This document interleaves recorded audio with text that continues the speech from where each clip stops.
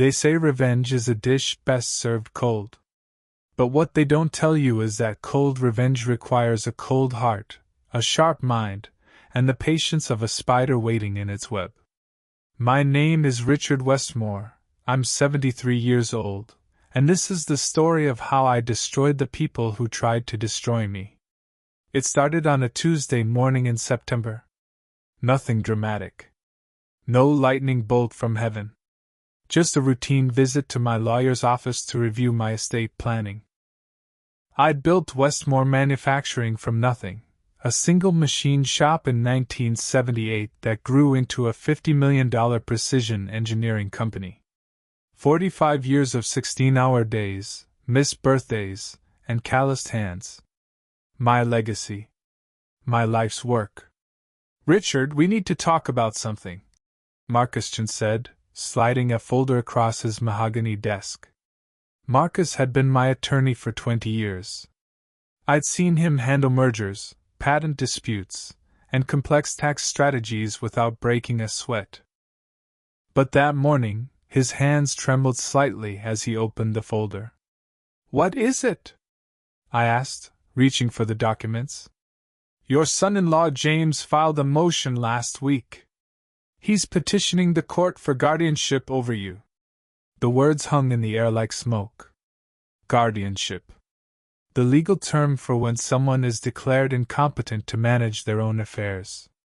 When someone else gets to control your money, your property, your very life. On what grounds? My voice was steady, but my mind was already racing through possibilities. He claims you've been exhibiting signs of dementia. Memory loss, confusion, poor judgment. He's submitted affidavits from 3 witnesses, your daughter Patricia, your business partner Donald Reeves, and your housekeeper Maria Santos. I sat back in the leather chair, letting the information settle. Patricia. My own daughter. The child I'd put through Yale, whose wedding I'd paid for, whose every want I'd indulged. And Donald, my partner of 15 years, the man I'd made rich beyond his dreams. But here's what you need to understand about me. I didn't get angry. Not yet. Anger makes you stupid, and I needed to be smart. Instead, I felt something else, a cold clarity settling over me like frost on a window pane. Show me the affidavits. I read them carefully. Patricia claimed I'd forgotten her birthday 3 times in the past year. That I'd called her by her deceased mother's name. That I'd tried to write company checks for absurd amounts, and couldn't remember major business decisions. Maria, my housekeeper of 10 years, stated that I often couldn't remember what day it was, that I'd leave the stove on, that I'd repeat myself constantly. And Donald. Sweet, loyal Donald claimed I'd become erratic in board meetings, making dangerous business decisions that could bankrupt the company. That I'd accused employees of theft without evidence. That I'd threatened to fire people for imagined offenses. It was a masterpiece of coordinated lies. Each affidavit referenced specific dates and incidents. They'd been building this case for months, maybe longer. And I'd noticed nothing. Or had I? I closed the folder and looked at Marcus. When's the hearing? 3 weeks. Richard, I have to ask, is any of this true? What do you think, Marcus? In 20 years, have I ever seemed confused or incompetent to you? He shook his head slowly. No. Never. You're one of the sharpest minds I know. Then you have your answer. I stood up, straightening my jacket. I want you to oppose this motion with everything you have. And Marcus? I need you to trust me, no matter what happens in the next few weeks. Can you do that? He studied my face for a long moment. Yes. I can do that.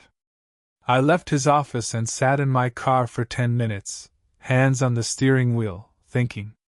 Patricia needed money. I knew that much. Her husband James had tried to launch 3 businesses in 5 years, each one failing more spectacularly than the last. Donald had always been ambitious, wanting a bigger share of the company than his contribution warranted. But this was something else. This was theft dressed up as concern. This was betrayal with a smile. They thought I was old. They thought I was vulnerable. They thought I was easy prey. They were about to learn how wrong they were. That night, I sat in my study with a legal pad and began to write. Not a rambling old man's notes, but a systematic analysis. If they were building a case that I was incompetent, they needed evidence. And evidence could be manufactured. I wrote down every incident Patricia had mentioned in her affidavit. Her birthday, which I hadn't forgotten once in 52 years. I checked my calendar. On each date she claimed I'd forgotten, I had proof I'd sent gifts. My assistant kept meticulous records. The time I'd supposedly called her by her mother's name? I'd been at a charity gala with 30 witnesses, and Patricia hadn't even been there. But someone who wanted to build a false case wouldn't rely on witnesses who could contradict them. They'd rely on private moments, family dinners, phone calls where it was just their word against mine. I moved to Maria's affidavit. The housekeeper who'd been with me for 10 years. I thought about our relationship. Professional but warm. I'd helped her daughter get into community college. I'd given her bonuses every Christmas. Why would she betray me? I picked up my phone and called my head of security, Frank Morrison. Frank was ex-FBI, a man who understood that the world wasn't always what it seemed. Frank, I need you to do something discreet. I need to know about my housekeeper's finances. Any unusual deposits, any sudden changes. Can you do that without it being traced back to me? Consider it done, Mr. Westmore. Then I called my assistant, Jennifer. I need you to pull together every piece of documentation we have on my activities for the past 18 months. Calendars, emails, credit card receipts, everything. I need to create a timeline. Is everything all right, Mr. Westmore? Everything's fine. Just being thorough. The next day, I did something I hadn't done in 5 years. I went into the office early and stayed late. I wanted to watch Donald. Not obviously, but carefully. I attended meetings, observed his interactions, listened to the way he talked about the company's future. And there it was, subtle but unmistakable. He spoke about the company as if it were already his. When we pivot to the European market. Not if, when. My vision for the next 5 years. Not our vision, his vision. During a board meeting, I deliberately played a role. I pretended to lose my train of thought mid-sentence, let my hand shake slightly when I reached for my water glass, repeated a point I'd made 10 minutes earlier. I watched Donald's face. He didn't look concerned. He looked satisfied. After the meeting, he pulled me aside. Richard, are you feeling all right? You seemed a bit off in there. Did I? I let confusion creep into my voice. I'm sorry, Donald. I've been tired lately. Maybe you should think about taking some time off. Let me handle more of the day-to-day operations. You've earned a rest. You're probably right, I said, patting his shoulder. You're a good friend, Donald. As I walked away, I felt his eyes on my back. He thought he was winning. He thought the prey was getting weaker, easier to catch. He had no idea he was feeding information to a predator. Frank called me that evening. Mr. Westmore, you need to hear this. Your housekeeper received a payment of $50,000 3 months ago. It was wired from an offshore account, but I traced it back. It originated from your son-in-law's business account. $50,000. They'd bought her testimony. And if they'd bought hers, who else had they paid? Frank, I need you to investigate everyone who might be called as a witness in this guardianship case. Every person who's been close to me in the past year. I need to know who's been compromised. I'll have a report by Friday. I hung up and looked out my study window at the garden my wife had planted before she died. Elizabeth had been gone for 8 years now, and I'd kept the garden exactly as she'd left it. She'd always told me I was too trusting, that I gave people too much credit. Richard, she'd say, not everyone has your integrity. You need to protect yourself. I'd thought I had. I'd thought loyalty and generosity would earn loyalty in return. I'd been naive. But naivety, like virginity, can only be lost once. And I was learning fast. By Friday, Frank had his report. It was worse than I'd thought. Maria had been paid $50,000. My driver, Harold, had received $30,000. 2 of my junior business partners had each received $25,000. Even my doctor, Dr. Patterson, had received a consulting fee of $40,000 from a shell company controlled by James. They built an entire network of false witnesses. A coordinated conspiracy to paint me as incompetent, to take control of my company and my fortune. And at the center of it all was my daughter and my business partner, working together like puppet masters pulling strings. I sat in my study with all the evidence spread before me. Bank records, emails, witness statements. A web of lies and betrayal so intricate it would have been impressive if it hadn't been aimed at destroying me. Most men my age would have been devastated. They would have raged, confronted the conspirators, made emotional decisions that would have played right into their enemies' hands. Look, the conspirators would say to the judge. See how unstable he is? This proves our case. But I had something they didn't count on. I had patience. And I had experience from building a business in a competitive world where one wrong move could cost you everything. I knew how to think strategically. I knew how to plan. I called Marcus. I need you to file a motion to delay the hearing by 30 days. Cite the need for additional medical evaluation. Richard, that might make you look like you're afraid of the hearing. Trust me, Marcus. Just do it. Next, I called Dr. Patterson's office. I'd like to schedule a comprehensive evaluation. Cognitive testing, physical examination, the works. The receptionist sounded surprised. Dr. Patterson is your regular physician, Mr. Westmore. Is something wrong? I just want to be thorough. Can you fit me in next week? When I arrived for the appointment, Dr. Patterson looked nervous. He was a small man, always had been, with thinning hair and soft hands that had never done hard labor. He'd been my doctor for 12 years, and I'd considered him competent if not brilliant. Richard, let's start with some basic cognitive tests, he said, pulling out a standard evaluation form. I aced every test. Memory recall, problem solving, spatial reasoning. I performed better than most 40-year-olds. Dr. Patterson's expression grew more uncomfortable with each correct answer. That's very good, Richard, he said, making notes. Doctor, I understand you've been asked to provide testimony about my mental state. His pen froze on the paper. Who told you that? I make it my business to know things. I also know about the $40,000 you received. From a legal standpoint, that could be considered fraud. Possibly even medical malpractice. The color drained from his face. Richard, I can explain. I held up my hand. I don't want explanations. I want the truth. What were you supposed to say about me? He swallowed hard.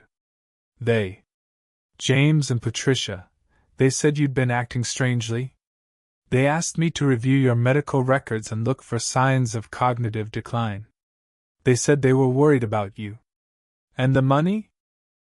James said it was a consulting fee. For my time and expertise. He said it was normal in these cases.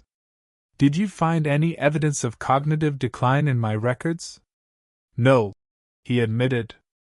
Your health has been excellent for a man your age. But they wanted me to testify that certain things, minor memory lapses, completely normal for anyone, could indicate early-stage dementia. And you agreed to do this? He looked down at his hands. I have debts, Richard. The practice is struggling. I thought if you really were declining, it wouldn't hurt to help things along. And if you weren't, the court would see the truth anyway. Except the court doesn't see the truth. The court sees what witnesses tell them. I stood up. Here's what's going to happen, Doctor.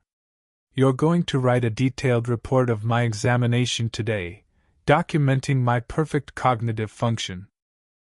Then you're going to write a sworn statement explaining exactly what James and Patricia asked you to do and how much they paid you. If you do that, I won't file a complaint with the medical board. And if I don't? Then I'll bury you. I'll expose the fraud, I'll sue you for malpractice, and I'll make sure you never practice medicine again. Your choice. He wrote the statements that afternoon. Over the next 2 weeks, I approached each compromised witness with the same cold precision. My driver Harold broke down crying, admitting that James had threatened to report him to immigration authorities if he didn't cooperate. Harold's wife was here on a work visa. I promised to protect him and his family if he told the truth. Maria confessed that she'd been desperate to pay for her daughter's surgery. The $50,000 had seemed like a miracle. I'm so sorry, Mr. Westmore, she sobbed. I never wanted to hurt you. Then help me now, I told her. Tell the truth, and I'll make sure your daughter gets the care she needs. One by one I flipped them. Every witness they'd corrupted, I converted into evidence of their conspiracy. I documented everything: bank transfers, coerced statements, false testimonies. I built a case so tight, so comprehensive, that there would be no escape. But I wasn't done. Not yet. Because I'd learned something important. This wasn't just about taking my money. This was about taking my company. I scheduled a late-night meeting with Jennifer, my assistant. I need you to do something for me, and it needs to stay completely confidential. Of course, Mr. Westmore. I need you to access Donald's emails and documents. Everything related to Westmore Manufacturing. Can you do that? That might be illegal, Mr. Westmore. He's using company resources to conspire against the company's founder. I'd say that gives me the right to investigate. Besides, I'm not asking you to break into his personal accounts. I'm asking you to review company communications. Completely legal. She nodded slowly. I'll have something for you by Monday. Monday's report was devastating. Donald hadn't just been planning to take over the company. He'd been negotiating its sale. Emails with private equity firms, valuation discussions, term sheets. He'd been working on this for 8 months, planning to push me out, gain control, and immediately sell Westmore Manufacturing to the highest bidder. The sale price, $75 million. My life's work reduced to a line item on a balance sheet. And Patricia? She'd been promised $10 million from the sale. Payment for her role in the conspiracy. I sat alone in my study that night, reading through every email, every document. They'd been so careful, so meticulous. If the guardianship had succeeded, Donald would have become the controlling partner. Patricia, as my guardian, would have had power of attorney. Together, they could have sold the company, split the proceeds, and left me as a ward of the state, living on whatever allowance they deemed appropriate. It was brilliant, really. Cold, vicious, and brilliant. But they'd made one critical mistake. They'd assumed I was weak. The guardianship hearing was scheduled for October 15th. For 3 weeks leading up to it, I played my role perfectly. I seemed increasingly confused in public, forgot appointments, repeated myself in conversations. Several times, I made sure witnesses saw me struggling with simple tasks. Donald started spending more time at the office, already acting like the owner. Patricia called me almost daily, her voice dripping with false concern. "Dad, are you taking your medications? Are you eating properly? Maybe you should consider moving into assisted living, just temporarily, until you feel better." "Maybe you're right, sweetheart," I'd say, making my voice quaver. "I do feel confused lately." 3 days before the hearing, I called a press conference. Donald and Patricia were shocked. I hadn't consulted them, hadn't told them I was doing it. Jennifer had sent out the media invitations with a tantalizing hint. Major announcement regarding the future of Westmore Manufacturing. They couldn't stop it without revealing their hand, so they attended, standing on either side of me like concerned family members. The conference room was packed with reporters from the business press, local news stations, and industry publications. I stood at the podium, and for a moment I let my hands shake. I fumbled with my notes, appearing confused. Donald leaned in to whisper, "Richard, maybe we should postpone this." Then I straightened up. My hands stopped shaking. My voice became clear and strong. "Ladies and gentlemen, thank you for coming. I'm here to discuss an attempted corporate coup, a conspiracy to defraud, and the betrayal of family trust. I'm here to talk about how my daughter and my business partner tried to steal everything I've built." The room erupted. Camera flashes went off. Reporters shouted questions. Patricia's face went white. Donald tried to step away from the podium, but I grabbed his arm with a grip that made him wince. "Stay right here, Donald. You're going to want to hear this." For the next 45 minutes, I laid it all out. I presented bank records showing payments to witnesses. I played recorded confessions from Dr. Patterson, Maria, and Harold.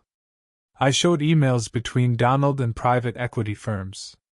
I displayed the sale agreements, the payoff schemes, the entire conspiracy in meticulous detail. "My daughter Patricia Westmore Collins and my business partner Donald Reeves have spent the past year building a false case that I'm mentally incompetent. They bribed witnesses, manufactured evidence, and planned to sell my company the moment they gained control. They were willing to destroy my reputation, steal my life's work, and leave me institutionalized, all for money." Patricia tried to speak, but her voice came out as a croak. "Dad, you're confused. You're twisting things." "Am I?" I pulled out another folder. "This is a cognitive evaluation performed last week by Dr. Elizabeth Hammond, one of the country's leading neurologists. Completely independent, completely objective. The results show I have the cognitive function of a healthy 50-year-old. There is no dementia, no confusion, no incompetence. The only thing wrong with me is that I trusted the wrong people." I turned to the cameras. "The guardianship hearing is in 3 days. I will be there, represented by counsel, with every piece of evidence you've seen today and more. This conspiracy will be exposed, and those responsible will face consequences." As I walked out, reporters swarmed Patricia and Donald. I could hear Patricia crying, trying to explain. Donald stood frozen, his face a mask of shock. But I wasn't done. That evening I filed a lawsuit, not just opposing the guardianship, but a massive civil suit for fraud, conspiracy, elder abuse, and attempted theft. I named Patricia, James, and Donald as defendants. The lawsuit included every piece of evidence, every witness statement, every bank transfer. And then I made a phone call to the district attorney's office. "Mr. Westmore, elder abuse is a serious crime," Assistant District Attorney Sarah Martinez said when we met the next day. If your evidence is as solid as you say, we can file criminal charges. It's solid. And I want them prosecuted to the fullest extent of the law. She reviewed my evidence for 3 hours. When she was done, she looked up at me with something like awe. This is one of the most comprehensive cases I've ever seen. You could teach a master class in evidence gathering. I had good motivation. We'll file charges by the end of the week. Conspiracy to commit fraud, attempted financial exploitation of an elder, possibly extortion for those witness payments. They're looking at serious prison time. I nodded. It was what I wanted to hear, but I felt no joy. Just cold satisfaction. The guardianship hearing became a formality. James and Patricia's attorney tried to salvage the case, but it fell apart within an hour. I presented my evidence methodically, witness by witness. Former paid witnesses now testified to the conspiracy. Dr. Hammond testified to my perfect mental state. My accountants showed that I'd been managing complex financial decisions successfully throughout the entire period I was supposedly incompetent. The judge, a stern woman named Margaret Thornton, grew visibly angry as the case unfolded. "Mr. Collins, Ms. Westmore," she said when it was over, "I've been on the bench for 23 years, and I've never seen such a blatant abuse of the guardianship process. This court exists to protect vulnerable adults, not to facilitate theft and betrayal. Your petition is denied. Furthermore, I'm referring this case to the district attorney for criminal prosecution." Patricia started crying. James sat motionless, looking like he might vomit. But that wasn't the end.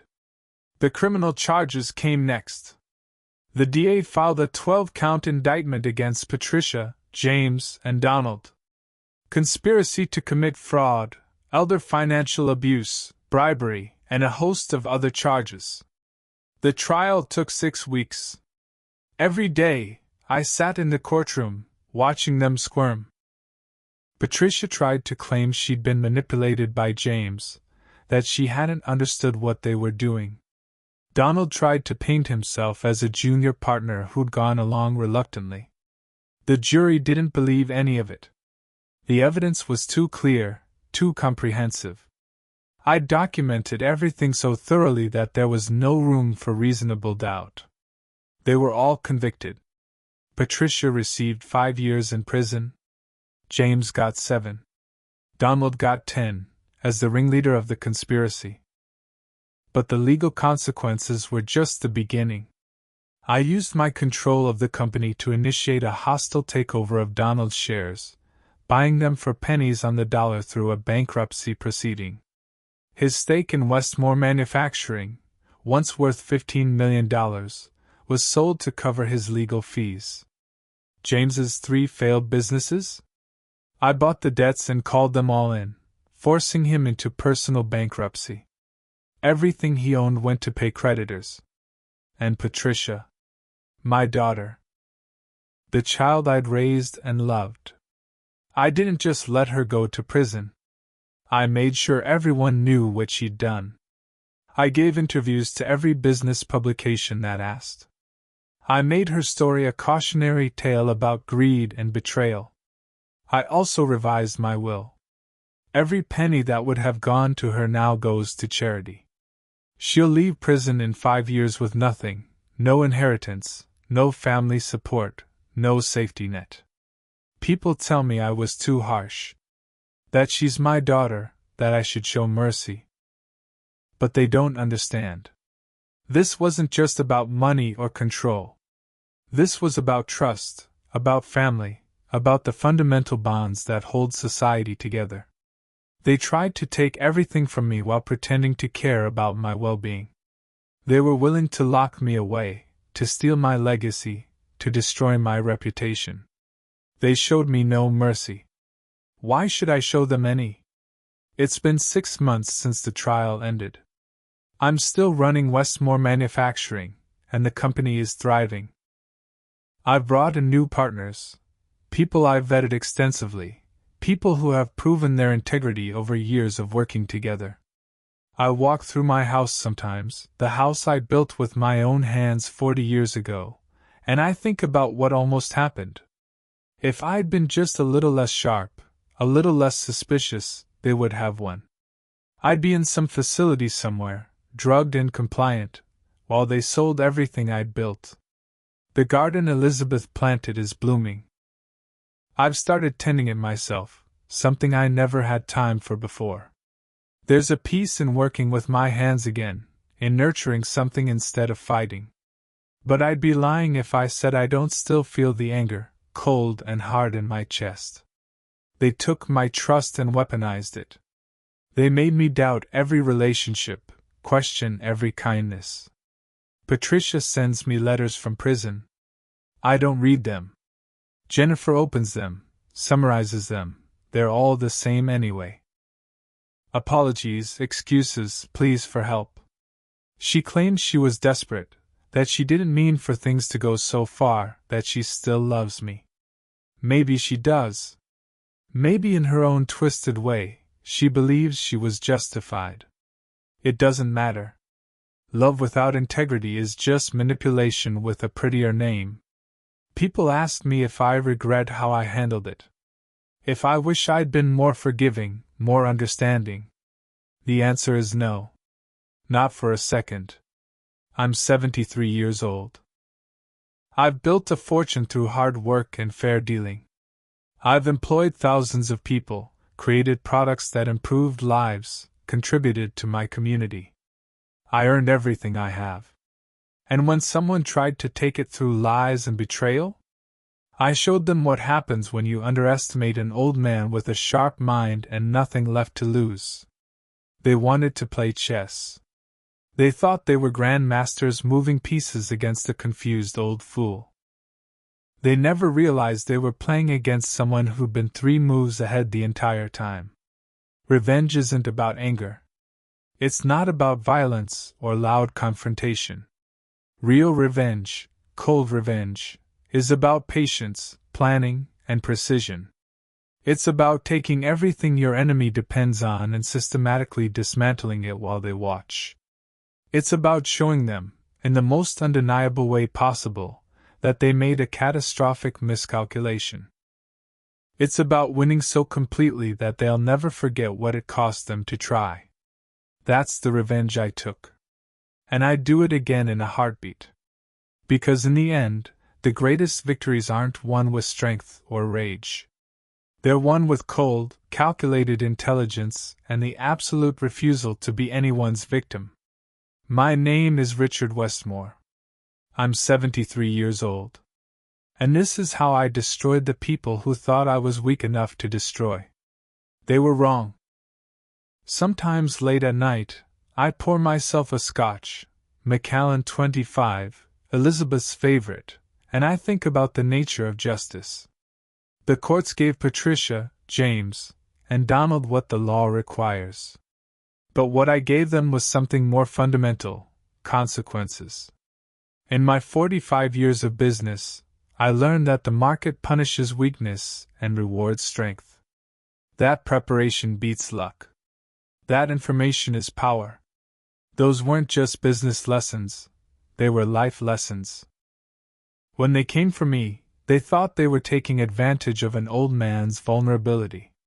What they didn't understand is that I'd spent a lifetime preparing for competitive battles.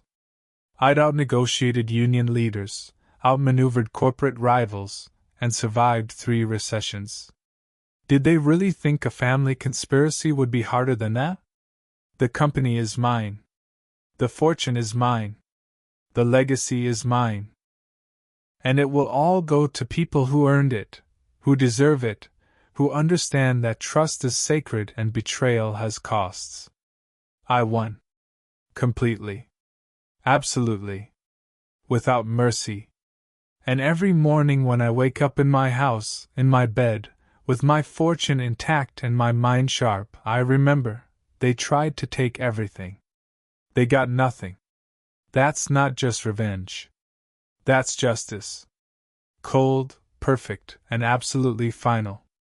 If you enjoyed this story of calculated revenge, please like and subscribe. Share your thoughts in the comments. Have you ever had to stand up against betrayal? How far would you go to protect what's yours? Let me know below, and stay tuned for more stories about justice, revenge, and the power of never underestimating the quiet ones.